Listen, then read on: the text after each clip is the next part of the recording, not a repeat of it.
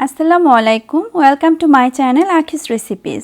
ঈদ উপলক্ষে আমি আপনাদের সাথে একটা ভিন্ন ধর্মীয় স্পেশাল সেমাইয়ের রেসিপি নিয়ে এসেছি। আর এই সেমাইটা তৈরি করব কাঁচা পেঁপে দিয়ে। হয়তো অনেকেই কাঁচা পেঁপে সেমাই খাননি, তাই ভাবলাম আপনাদের সাথে ঈদ স্পেশাল রেসিপিটা শেয়ার করি। চলুন দেখে নেই কীভাবে তৈরি করেছি এই পেঁপের সেমাই।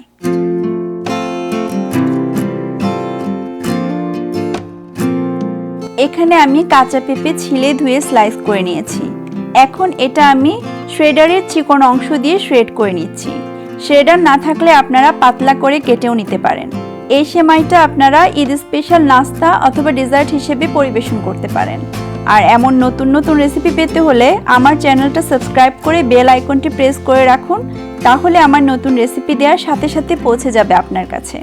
এখানে আমি 3 কাপের মতো পেঁপে শ্রেড করে নিয়েছি। এখানে আমি একটা হাঁড়িতে কিছু পানি গরম করে নিচ্ছি।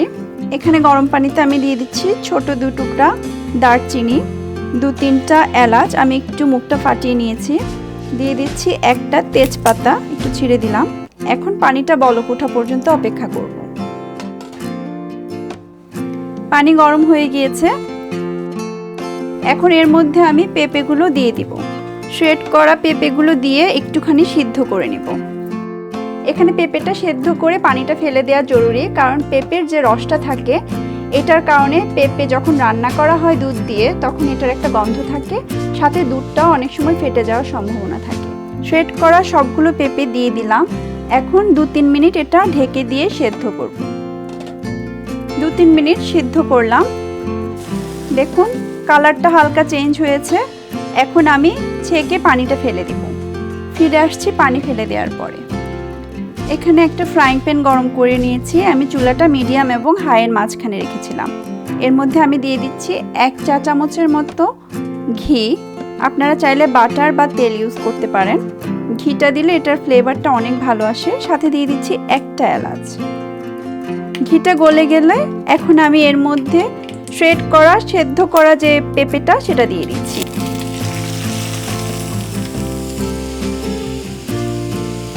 উল্টে পাল্টে একটু ভেজে নিতে হবে। এটা খুব বেশিক্ষণ ভাজার কিছু নেই, হালকা একটু ভাজা ভাজা হলেই আমি চুলাটা বন্ধ করে দেব। সেমাইটা ভাজা হয়ে গিয়েছে। এখানে অনেকক্ষণ ভাজার কিছু নেই, আমি 2 মিনিটের মতো ভাজলাম। হালকা একটু পানিটা শুকিয়েছে, কালারটা একটু চেঞ্জ হয়েছে, আর ঘিয়ের যে ফ্লেভারটা এটা সেমাইয়ের মধ্যে ঢুকে গিয়েছে। এখন আমি চুলাটা বন্ধ করে চলে যাব পরের স্টেপে। এখানে আমি 3 কাপের মতো রেগুলার দুধ নিয়ে নিচ্ছি, দিয়ে আমি চুলাটা অন করে দেব। এখন অপেক্ষা করব এটা একটু গরম হওয়া পর্যন্ত। দুধটা গরম হতে হতে একটু পরপর নাড়তে থাকবেন যেন নিচে পুড়ে না যায়। কারা কারা এর আগে পেঁপে সেমাই খেয়েছেন বা খাননি আমাকে কমেন্টে জানাবেন। আর যদি খেয়ে থাকেন কেমন ছিল সেটাও জানাবেন। এটা আমাদের ঘরোয়া রেসিপি, এটা আম্মু সবসময় করতো, আমাদের ঘরে সবসময় করে। তাই ভাবলাম যে যারা কখনো এই পেঁপে সেমাই খাননি, ঈদে হয়তো তাদের জন্য এটা স্পেশাল একটা রেসিপি হবে। দুধে বলক ওঠা শুরু হয়েছে। এখন এর মধ্যে আমি দিয়ে দিচ্ছি 1/2 কাপ পাউডার দুধ। এটা অপশনাল, এটা আমি দিচ্ছি। দুধটাকে আমি খুব বেশি জাল দিয়ে ঘন করব না, এই পাউডার দুধটা দিয়েই আমি দুধটাকে ঘন করব। আপনারা যদি চান আপনাদের রেগুলার মিল্কটাকেও জাল দিয়ে ঘন করতে পারেন, পাউডার দুধের এই অংশটা পুরোপুরি স্কিপ করতে পারেন। আর কারো কাছে যদি মনে হয় যে আরও বেশি ক্রিমি চায়, তাহলে পাউডার দুধের পরিমাণটা আরও বাড়িয়ে দিবেন। এখন আমি দিয়ে দিচ্ছি 1/2 কাপ চিনি। চিনিটাও আপনারা আপনাদের স্বাদ অনুযায়ী বাড়িয়ে কমিয়ে নেবেন। আমি যেহেতু এখানে পাউডার মিল্ক দিয়েছি, আমি এটাকে আর বেশি জাল দিব না। এর মধ্যে আমি একে একে আমার বাকি উপকরণগুলো দিয়ে দিব। এখানে আমি দিয়ে দিচ্ছি আমার পছন্দ অনুযায়ী নারকেল। এই জিনিসগুলো সম্পূর্ণ আপনাদের পছন্দ অনুযায়ী, আপনারা যে যেটা পছন্দ করেন না সেটা স্কিপ করবেন, যে যেটা পছন্দ করেন সেটা দিবেন। এরপরে আমি সেদ্ধ করে ভেজে রাখা যে শ্রেডেড পেঁপেটা সেটা দিয়ে দিচ্ছি। আমি যেহেতু এটা সেদ্ধ করা এবং ভাজার সময় দারচিনি এলাচি দিয়েছি, তাই মিল্কের মধ্যে আমি আর দারচিনি এলাচি দিলাম না।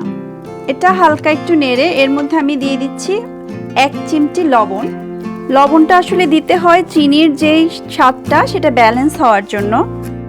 অনেকে লবণটা দেয় না, চাইলে আপনারা এটা স্কিপ করতে পারেন, না দিতে পারেন। কিন্তু আমার আম্মু সবসময় বলতো মিষ্টি জিনিসে লবণ না দিলে নাকি মিষ্টির স্বাদটাই ভালো লাগে না, তাই আমরা ওইভাবে খেয়ে অভ্যস্ত। আমি মিষ্টি জিনিসে সবসময় একটুখানি লবণ দিই। হালকা একটু সেদ্ধ হওয়ার পরে আমি এর মধ্যে দিয়ে দিব ড্রাই ফ্রুটস আর কিশমিশ। আপনারা চাইলে অন্যান্য আরও অনেক কিছু দিতে পারেন।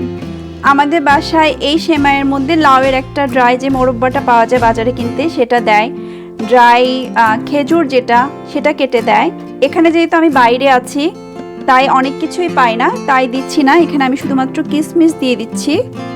কিছু আলমন্ড আমি ছিলে কেটে দিয়ে দিচ্ছি। আমার পেঁপের সেমাই একেবারে রেডি। এইটুক ঘনত্বই আসলে দরকার, এর থেকে বেশি ড্রাই হলে ভালো লাগবে না, আবার বেশি মিল্কটা থাকলেও ভালো লাগবে না। এই পর্যায়ে আমি চুলাটা বন্ধ করে অপেক্ষা করব ঠান্ডা হওয়া পর্যন্ত। ঠান্ডা হলে আপনারা যে কোনোভাবে পরিবেশন করতে পারেন, নর্মাল টেম্পারেচার অথবা ফ্রিজে রেখে। এখন পরিবেশনের পালা। যে পরিমাণ পেঁপের সেমাই আমি বানিয়েছি, এখানে 8 থেকে 10 জন খুব ইজিলি খেতে পারবে। উপর দিয়ে যে কোনো কিছু দিয়ে সাজিয়ে আপনারা ডেকোরেশন করে নিতে পারেন। আমি কিছু পিস্তাশিও আর একটু খেজুর আর কিশমিশ দিয়ে ডেকোরেশন করেছি। আশা করি ভালো লেগেছে আমার আজকের এই রেসিপি। কেমন লেগেছে জানার অপেক্ষায় রইলাম। ভালো লাগলে অবশ্যই লাইক অ্যান্ড শেয়ার করবেন আপনার ফ্যামিলি অ্যান্ড ফ্রেন্ডসদের সাথে। এই অসাধারণ ঈদ স্পেশাল পেঁপে সেমাইটা যারা যারা বাসায় বানাবেন, বানানোর পর কেমন হলো অবশ্যই জানাবেন আমাকে কমেন্টে। জানার অপেক্ষায় রইলাম। সবার জন্য ঈদের শুভেচ্ছা রইল। ঈদ মোবারক। ভালো থাকবেন সবাই, সুস্থ থাকবেন, সুন্দর থাকবেন। আল্লাহ হাফেজ।